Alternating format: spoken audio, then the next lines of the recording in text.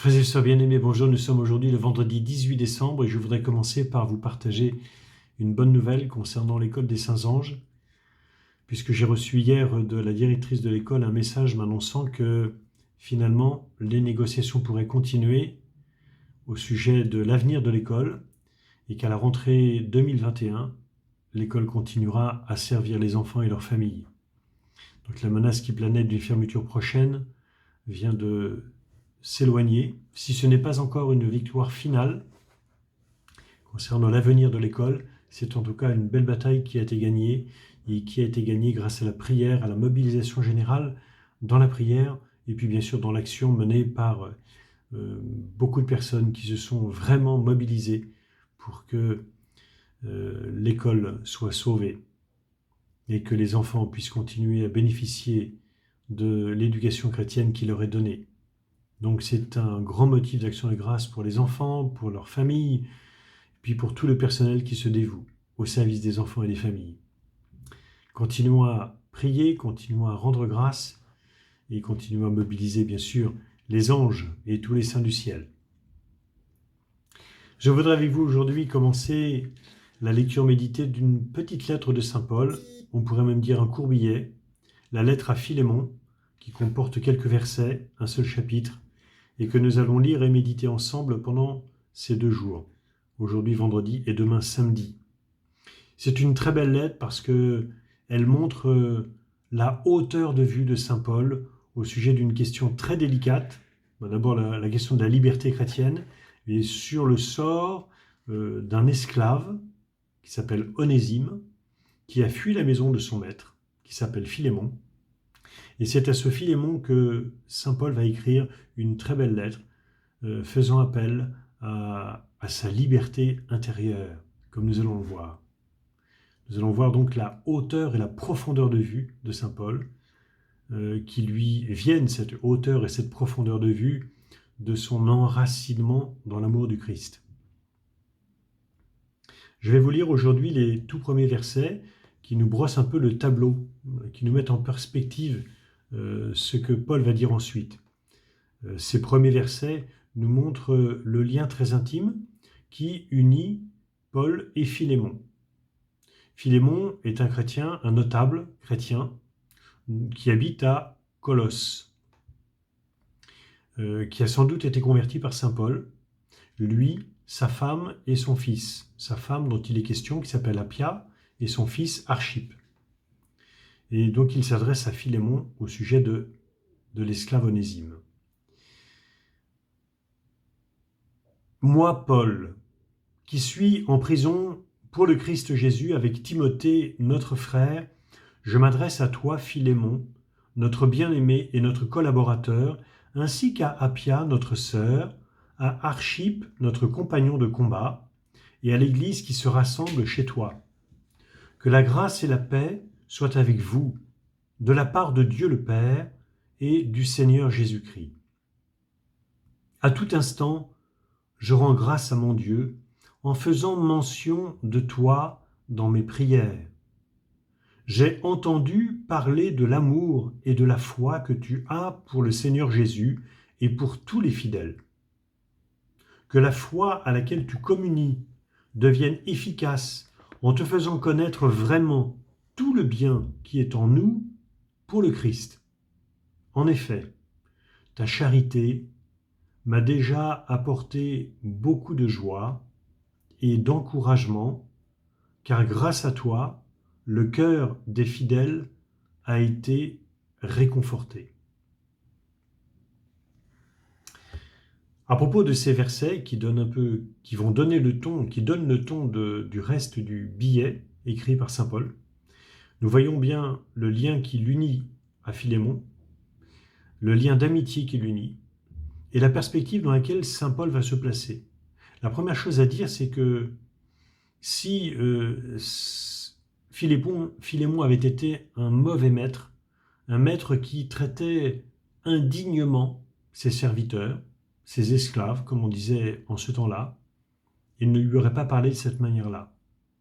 Si Philémon avait été un maître indigne, il n'aurait pas parlé, bien sûr, de sa charité, qui a apporté beaucoup de joie à Paul.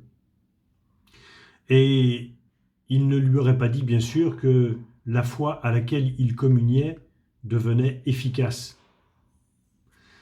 Il lui aurait donné des leçons, ce qu'il ne va pas faire. Et saint Paul va se placer précisément dans une perspective qui est non pas d'abord morale, mais éminemment mystique, comme toujours. Saint Paul veut enraciner la pensée et le cœur de son interlocuteur, Philémon, dans le Christ Jésus. Car c'est justement dans le Christ Jésus que tout peut être considéré en vérité, que l'on peut voir les choses vraiment en perspective.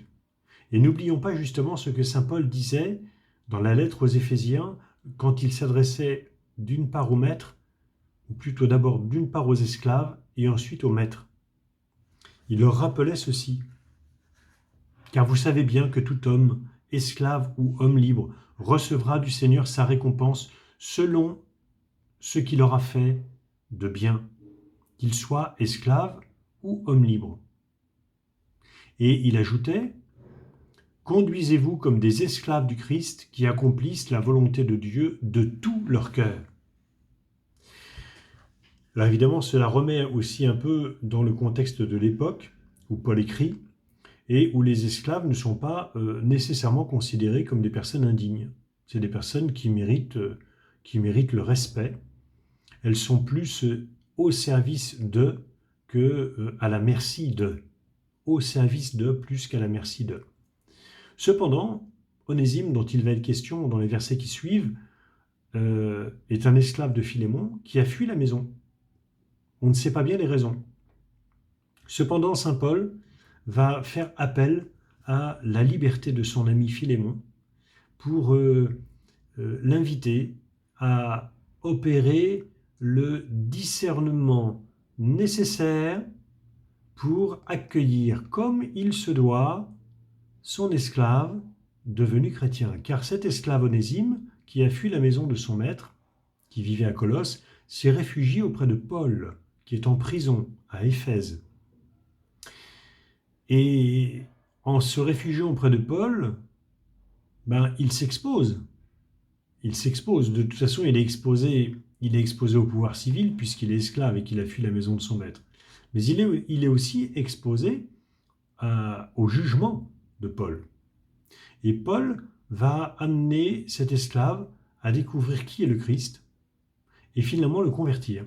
Et il va renvoyer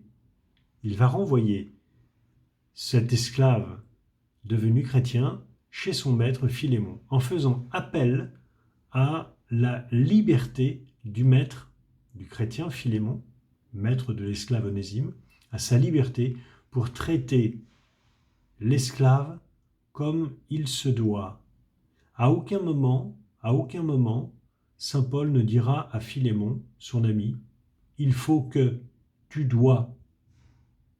Il fait au contraire appel à sa liberté en le remettant face à sa foi, face au Christ Jésus.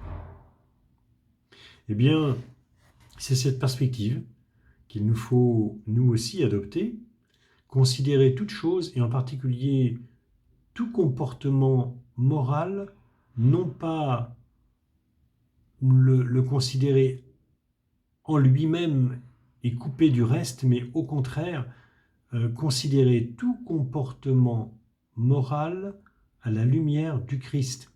Donc, tout ce que nous avons à faire, tout ce que nous devons faire, doit être considéré en regard de ce que nous sommes dans le Christ.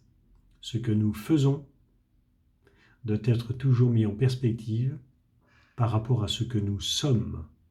Et ce que nous sommes, qu'il s'agisse de Philémon, qu'il s'agisse d'Onésime, qu'il s'agisse de Paul, c'est des hommes devenus libres dans le Christ Jésus, qui s'est fait notre serviteur, notre esclave, pour nous rendre la liberté que nous avions perdue par le péché. C'est cette perspective-là qui doit guider tout jugement, quel qu'il soit. Nous verrons demain la perspective toute précise que Paul va prendre pour justement aider son ami Philémon à avoir le comportement digne du Christ Jésus. En attendant, haut les cœurs, toujours, et vive la joie, et bon appétit.